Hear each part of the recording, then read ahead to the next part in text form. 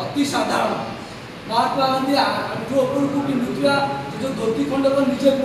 करते साबरमती आश्रम आज भी से चरखा अच्छी जो से करते निजे या आम लोक स्वावलंबी करवा महात्मा गांधी शिखे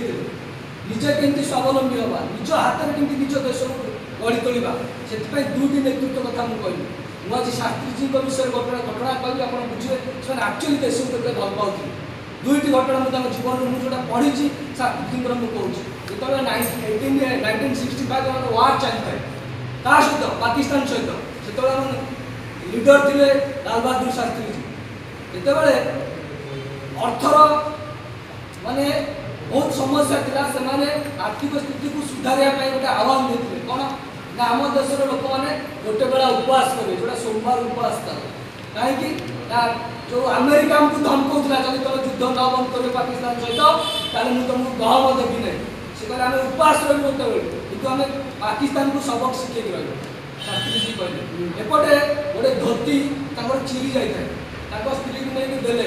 कहले सिलाई कर प्रधानमंत्री था सी देख सिलाई कर स्त्री कहले गोटे धोती खंड को आनीपर जे सिलाई कर मो हाथ में सिलाई कराऊँ कहले देख देशर परिस्थिति जो अच्छी वो धोती किणा से अर्थ यदि आम सेनार काम लगे तो आम देश आगे ये चिंताधारा देला इंग्लीश मीडियम इंग्लीश सब्जेक्ट गोटे टीचर पाखे से ट्यूशन होता ट्यूशन भी बंद कर